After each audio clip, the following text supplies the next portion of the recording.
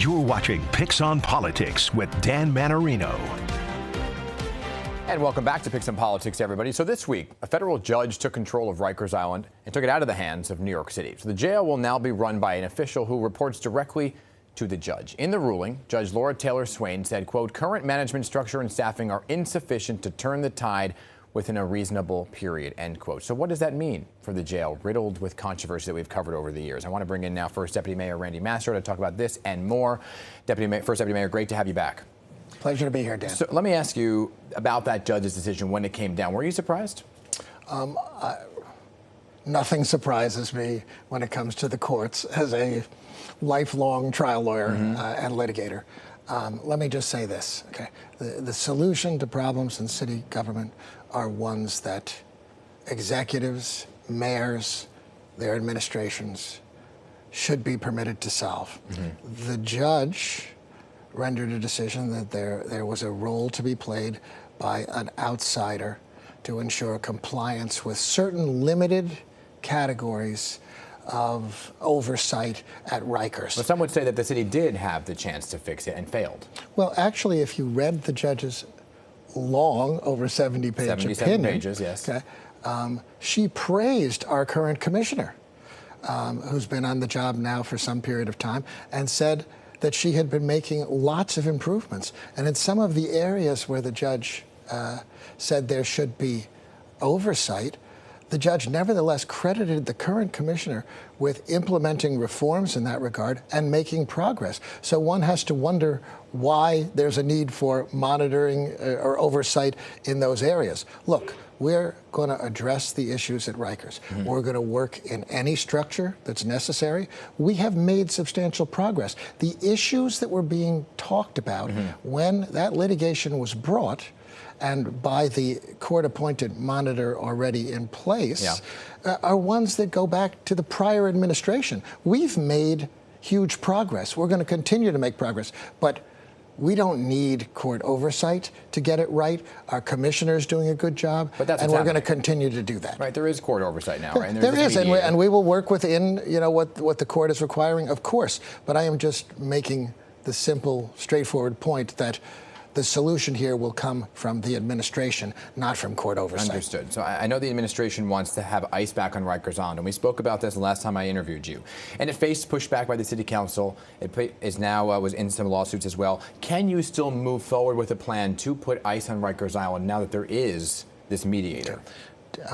This doesn't affect at all the right of this administration to invite the FBI, ATF, DEA, Homeland Security, and the U.S. Postal Inspector Service to have a presence on Rikers in a separate facility from the prison itself, so that there can be real-time exchange of information in furtherance of criminal investigations only, not civil matters. So you don't have to that doesn't affect it at all. You don't have to run that by the mediator. No, because it doesn't involve the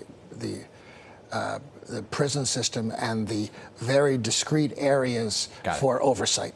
Mayor Adams said this week that he's considering making the Manhattan jail, this borough-based jail, a psychiatric facility. How would that work? Meaning, if that played out, where would detainees that were sent to Manhattan, where would they go? Okay. Well, the detainees who would be sent to that facility would be ones who had mental illness problems.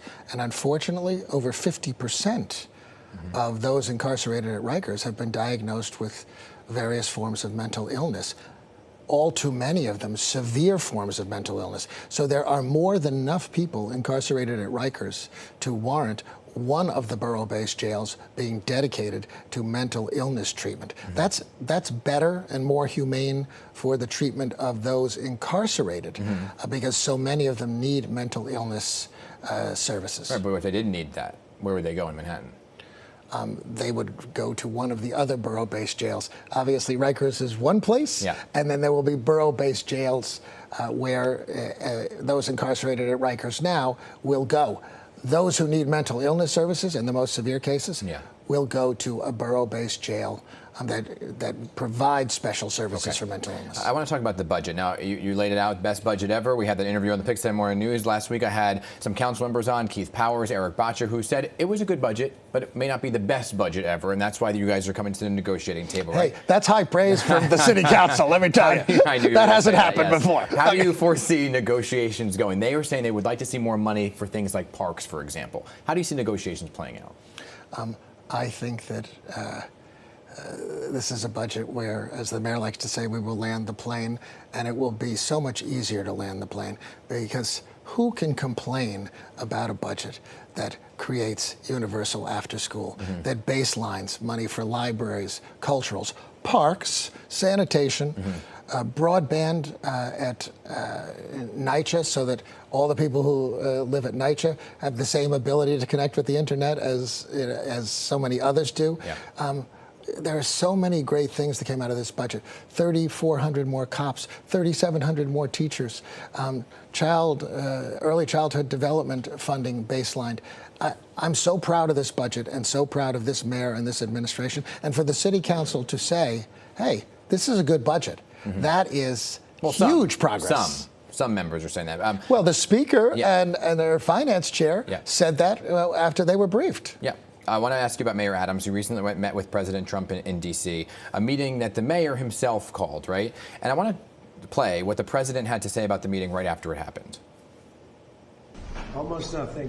He came in to say hello. It was very nice. And I think he came in to thank me, frankly.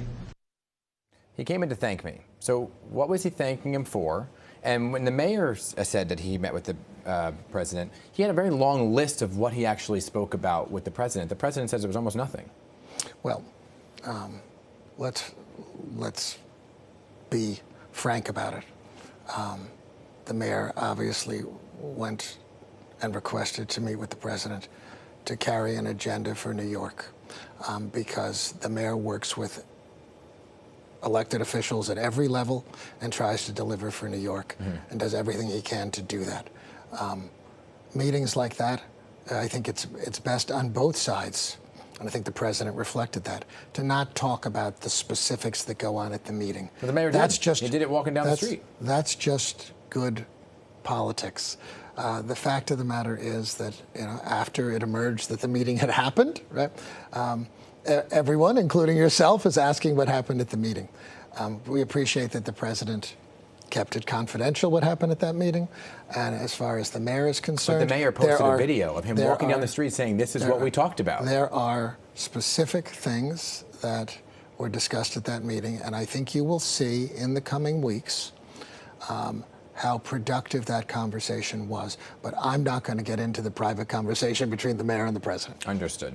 First Deputy Mayor Randy Mastro, I do want to talk to you about the Office of Anti-Semitism. I'll have to do that at a different time because we're out of time. I know. I appreciate your time because it's a very important topic, but we'll have you back soon. Super important topic, and so proud of this mayor for the first time ever, any city, I'm saying enough of anti-Semitism. It's not going to be tolerated here. Okay, we'll talk about it. I'll have you back, I promise. Randy Mastro, great to have you here. Thanks for being on Pix and Politics. And coming